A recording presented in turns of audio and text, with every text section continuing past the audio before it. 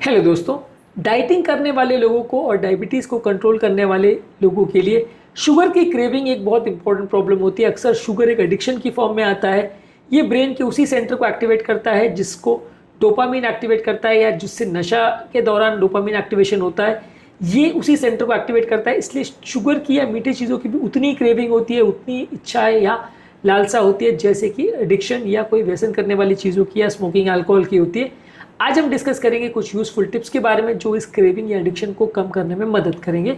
ये इस टॉपिक का सेकंड पार्ट है। फर्स्ट पार्ट में हमने कुछ यूजफुल टिप्स पर बात करी थी, आज उसी को कंटिन्यू करेंगे। टॉपिक पर जाने से पहले जो लोग हमारे चैनल पर नए हैं उन्हें रिक्वेस्ट करूँगा कि चैनल को सब्सक्राइब करें, वीडियोज़ को लाइक करें, शेयर करें, फॉलो करें, कमेंट करें, पूरा देखें। टॉपिक इंपॉर्टेंट है, इसलिए एंड तक देखिएगा। चलिए शुरू करते हैं इंपॉर्टेंट वीडियो।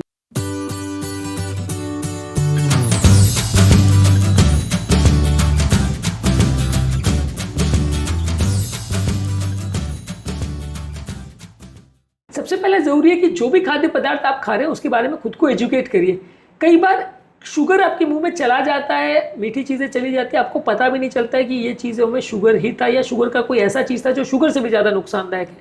मान लीजिए लेबल पे लिखा हुआ है हाई फ्रक्टोज कॉर्न सिरप, आपको लगता है शुगर तो नहीं है, और उसमें लिखा भी होता है कि नो एडेड शुगर्स।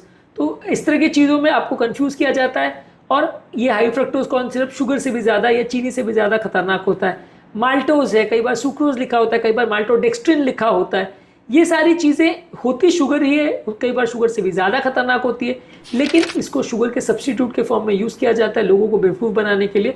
और आपका डाइट आप प्रॉपरली प्लान नहीं कर पाते हो, ये सारी चीज़ें आप खा लेते हो बिना जाने कि ये भी शुगर ही है और उससे नुकसान होता है। तो ये सब चीज़ों के बारे में जानना, समझना और उसके ऑल्टरनेटिव, जिस तरह से इंडस्ट्रीज़ वाले आपको बेवकूफ़ बनाते हैं और आपके खाने में शुगर डाल देते हैं बिना आपको बताए, उसको समझ के उसको अवॉइड करना है। इसके अलावा कोई भी शुगर वाले ड्रिंक्स है, जैसे सोडा है, बेवरेजेस है और स्वीट की भी चाय है, इसको अवॉइड करिए। ये आपके बहुत ज़्यादा शुगर की क्रेविंग को बढ़ाते हैं, इनको अवॉइड करिए। इसमें सिर्फ आपको एम्प्टी कैलोरीज मिलता है, कोई न्यूट्रिशन मोस्टली नहीं मिलता है, तो इसलिए इनको अवॉइड करिए। इसके अलावा हेल्दी फैट जैसे एवोकाडोज है, नट्स है, सीड्स है, ऑलिव ऑयल है, इनको ज़्यादा लीजिए। ये आपका पेट को लंबे समय तक भरा रखते हैं और आपको शुगर की क्रेविंग कम होती है, तो इनको आप ज़्यादा मात्रा में ले सकते हैं। इसके अलावा कुछ हर्ब्स और स्पाइसेस ले सकते हैं, ये आपके खाने को मीठा करते हैं बिना ज़्यादा शुगर डाले। जैसे दालचीनी है, नटमेग है और वैनिला है, ये खाने में स्वीटनेस लाते हैं बिना शुगर डाले, तो ये आपको नुकसान नहीं करेंगे, उल्टा शुगर की क्रेविंग को कम करेंगे और आपका टेस्ट भी उतना बिगड़ेगा नहीं, तो इसलिए आप इसको ले सकते हैं as an alternative to sugar. इसके अलावा दिन की शुरुआत सही तरह से कीजिए। दिन की शुरुआत में अंडे खा सकते हैं, दही खा सकते हैं, स्मूदीज़ ले सकते हैं, सलाड्स ले सकते हैं, कोई ओट्स वगैरह ले सकते हैं, लेकिन शुगर वाले सीरियल्स, ब्रेड्स और पेस्ट्रीज और इस तरह के चॉकलेट्स वगैरह खा के दिन की शुरुआत मत करिए, नहीं तो दिन भर आपको भूख लगती रहेगी। जितना शुगर लेवल्स में स्पाइक्स होंगे, जितना शुगर लेवल में सडन वेरिएशन होंगे, उतना आपको बार बार शुगर खाने की इच्छा होगी, उतना बार बार हाइपोग्लाइसीमिया होगा, उतना बार बार भूख लगेगी। तो शुगर की क्रेविंग कम करने के लिए ज़रूरी है कि दिन की शुरुआत से ही आप नॉन शुगर वाली चीज़ पर ही शुरुआत करिए और ब्रेकफास्ट में वैसी चीज़ों को बिल्कुल मत लीजिए, इससे आपका शुगर की क्रेविंग कम होगा। इसके अलावा जब भी आपको शुगर की क्रेविंग हो या आपने कुछ खाना खाया तो तुरंत ब्रश कर लीजिए। कई बार पेपरमिंट फ्लेवर के जो टूथब्रश या टूथपेस्ट होते हैं वो आपकी शुगर की क्रेविंग को कम करते हैं, तो इससे भी आपका मीठा खाने की इच्छा थोड़ी कम हो जाएगी। इसके अलावा जब कभी भी आपको भूख लग रही है या शुगर खाने की इच्छा हो रही है तो खुद को डिस्ट्रैक्ट करने का प्रयास करिए। आप कोई भी हॉबी में, एक्सरसाइज में या कोई ऐसी चीज़ों में अपना ध्यान को डाइवर्ट कर सकते हैं जहाँ पे आपका ध्यान जो है उस खाने से या उस खाद्य पदार्थ से डाइवर्ट हो जाए, तो इससे आपका शुगर की क्रेविंग कम हो जाएगी। इसके अलावा ज़रूरी है कि घर पर फ्रिज में कोई भी मीठी चीज़ मत रखिए। ये शुगर वाली चीज़ें अक्सर साइकोलॉजिकल क्रेविंग डेवलप करती है। जब इन चीज़ों को आप सामने देखते हो तो भूख अपने आप लगाती है, चाहे भूख ना भी लगी हो तो भी खाने का मन करता है। इसके अलावा आप घर के किचन में भी ऐसी चीज़ें मत रखिए, और घर में जब आप प्रेजेंट हो तो उस समय ऐसी चीज़ों को पकाया भी नहीं जाए, किसी और को भी ना दिया जाए। मेरे घर में नॉर्मली 2 फ्रिज रखते हैं, एक अडल्ट लोग का, बड़ा लोग का फ्रिज है जिसमें मेन खाना रहता है, और एक बच्चों का फ्रिज है जिसमें बाकी खाना रहता है, यानी बच्चों की स्वीट्स वगैरह रहती है। तो सेपरेट ही कर दीजिए ताकि वो चीज़ें सामने दिखाई ना दे, और दिखाई देगी तो फिर साइकोलॉजिकल हंगर होगा।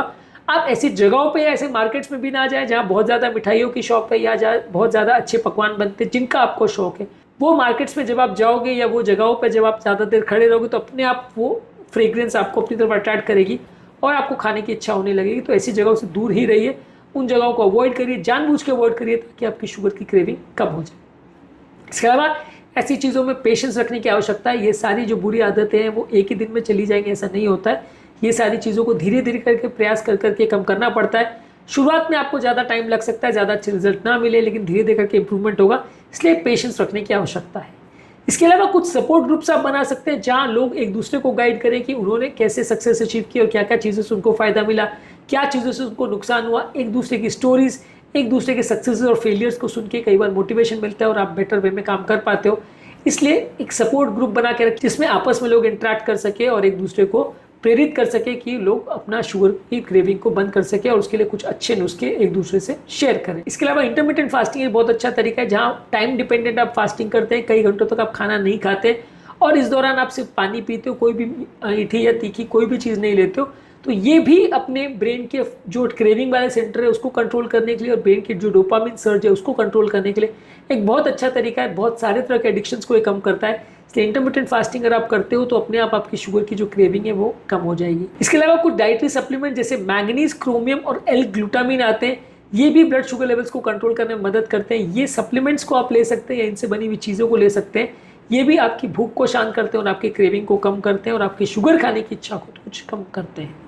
आज के टॉपिक में हमने बात करी शुगर की क्रेविंग को कम करने के लिए कुछ यूजफुल टिप्स पर।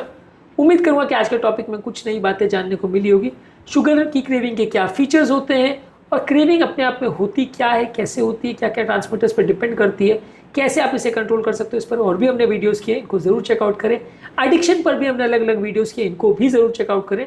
टॉपिक एंड करने से पहले जो लोग हमारे चैनल पर नए हैं उन्हें रिक्वेस्ट करूँगा कि चैनल को सब्सक्राइब करें, वीडियोज़ को लाइक करें, शेयर करें, फॉलो करें, कमेंट करें, पूरा